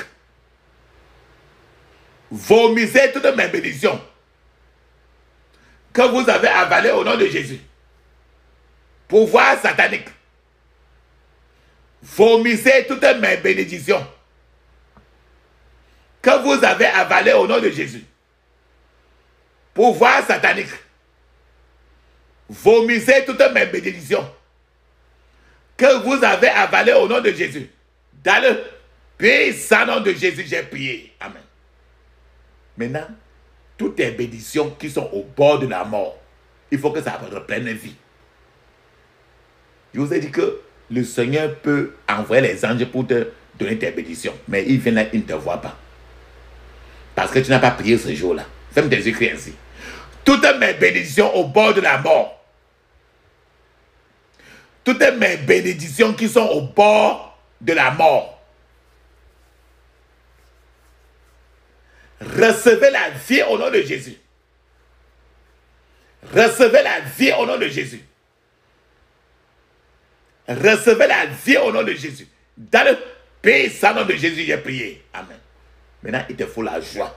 J'ai insisté aujourd'hui pour la joie. Ferme tes yeux, crie ainsi. Oh Seigneur, remplis ma bouche de joie au nom de Jésus. Oh Seigneur, remplis ma bouche de joie au nom de Jésus. Oh Seigneur, remplis ma bouche de joie au nom de Jésus. Oh Seigneur, remplis ma bouche de joie au nom de Jésus. Dans le puissant nom de Jésus, j'ai prié. Amen. Je vous ai dit que plusieurs gens ne veulent pas donner toute leur vie. Ils donnent rien qu'une partie, rien que comme le cabinet. Mais le reste, ils ne veulent pas que le Seigneur même touche à ça. Plusieurs, c'est comme ça. Maintenant, mets ta main droite, la paume de ta main droite sur ta poitrine. Tu vas demander le pardon à Dieu parce que tu ne l'as pas permis. Tu n'as pas permis au Saint-Esprit. Tu ne l'as pas donné aussi de place dans ta vie. Il a dit qu'il est à ta porte de ton cœur. Si tu ouvres, il va entrer partout. Mais si tu ouvres, tu lui donnes rien que le cabinet, il va rester rien que là-bas. Donc mets ta main droite sur ton cœur pour demander le pardon. Ferme tes yeux, crie ainsi, mets ta main droite. Colle ça sur ton cœur. Ferme tes yeux, crie ainsi. Oh Seigneur, pardonne-moi de ne pas ouvrir suffisamment de place au Saint-Esprit. Au nom de Jésus. Oh Seigneur, pardonne-moi de ne pas ouvrir suffisamment de place au Saint-Esprit au nom de Jésus. Dans le puissant nom de Jésus, j'ai prié. Amen. Maintenant, tous les blocages spirituels dans ta vie, il faut que cela soit éliminé par le sang de Jésus. Ferme tes yeux, crie ainsi. Tous les blocages spirituels dans ma vie, tous les blocages spirituels dans ma vie, tous les blocages spirituels dans ma vie, soient éliminés par le sang de Jésus, au nom de Jésus. Soient éliminés par le sang de Jésus, au nom de Jésus. Dans le puissant nom de Jésus, j'ai prié. Amen. Nous avons dit très bien que Géasi était le contraire de Élisée. Élisée a reçu aussi du prophète Élie. On s'attendait à ce que Géasi reçoive très bien aussi de Élisée. Mais la vie de Géasi est au contraire le contraire. Il a au contraire hérité beaucoup plus de malédiction. Donc, tout ce qui est contraire au Saint-Esprit dans ta vie doit être éliminé par le feu. Ferme tes yeux, crie ainsi. Tout ce qui est contraire au Saint-Esprit dans ma vie, tout ce qui est contraire au Saint-Esprit dans ma vie, soit éliminé par le feu au nom de Jésus. Soit éliminé par le feu au nom de Jésus. Soit éliminé par le feu au nom de Jésus. Dans le puissant nom de Jésus, nous avons prié. Amen. Papa, maman, tu vas mettre une pause. Tu vas parler en langue maintenant 7 minutes. Avec les yeux fermés. Le parler en langue est écrit dans Marc chapitre 16, verset 17. Actes des apôtres, chapitre 2, de verset 1 à 5. Et dans d'autres places du Nouveau Testament. Maintenant, parle en langue pendant que je t'attends. Vas-y, je t'attends.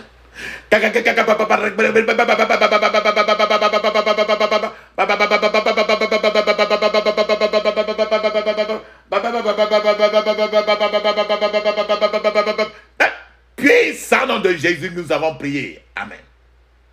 Maintenant, il faut que le Seigneur augmente dans ta vie. Et demande au Seigneur de t'aider à crucifier ta chair. Parce que les œuvres de ta chair sont trop élevées. Ça combat avec le ténèbre beaucoup. Ferme tes yeux, crie ainsi. Oh Seigneur, augmente dans ma vie. Et aide-moi à crucifier la chair. Au nom de Jésus. Oh Seigneur, augmente dans ma vie. Et aide-moi à crucifier la chair. Au nom de Jésus. Oh Seigneur, augmente dans ma vie. Et aide-moi à crucifier la chair. Dans le puissant nom de Jésus, j'ai prié. Amen. Je vous ai dit que si tu marches avec quelqu'un de l'échec, tu seras toujours dans l'échec.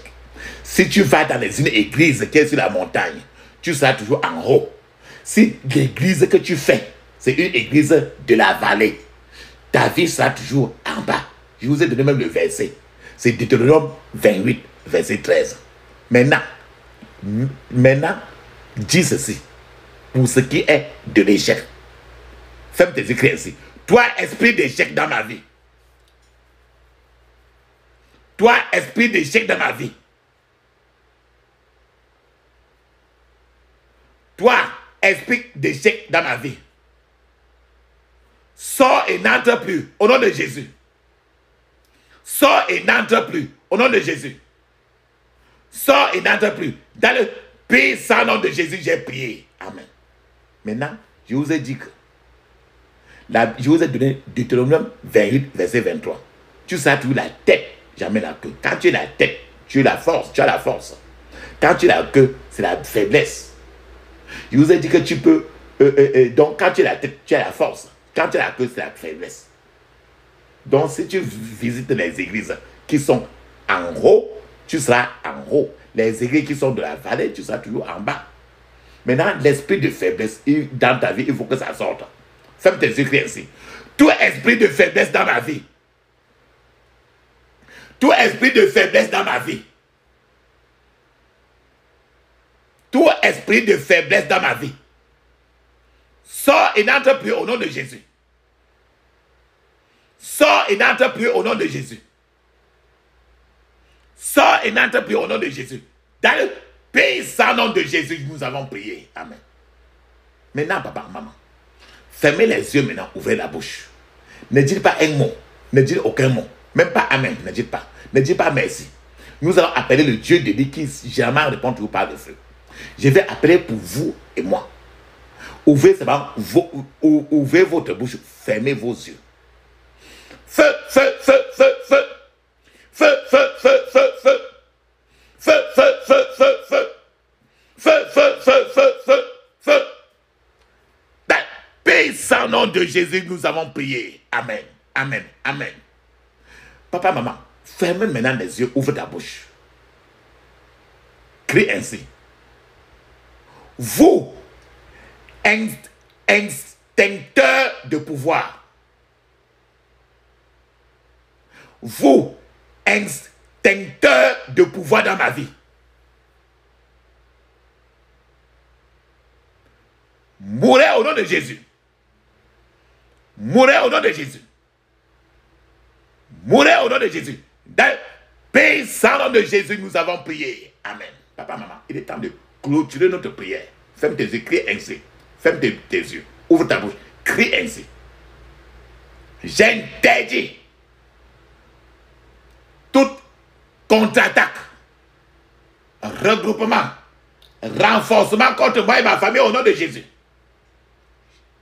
J'interdis toute contre-attaque, regroupement, renforcement contre moi et ma famille au nom de Jésus. Dans le puissant nom de Jésus, nous avons prié. Amen. Papa, maman, il est temps maintenant de sceller maintenant nos prières. Ferme tes yeux, crie ainsi. Je scelle mes prières dans le sang de Jésus. Je scelle mes prières Dans le sang de Jésus. Dans le puissant nom de Jésus, nous avons prié. Dis Amen 7 fois. Amen. Amen. Amen. Amen. Amen. Amen. Amen. Ça, c'est très bien. Papa, maman, parlez en langue à temps ou à contre-temps. Même quand vous êtes de préparer, parlez en langue. Quand vous êtes en train de cultiver, parlez en langue. Quand vous êtes même en train de vous laver, parlez en langue. Rassurez-vous que vous parlez en langue sans vous arrêter. Commencez même à 20 minutes, 15 minutes, 20 minutes, 30 minutes. Avancez toujours jusqu'à ce que vous soyez en train de parler en langue très régulièrement parce que c'est le langage du Saint-Esprit. Maintenant, nous allons parler en langue 7 minutes. Mais je vous conseille tout de parler en langue au moins 30 à 1 heure de temps, au moins. Allons-y.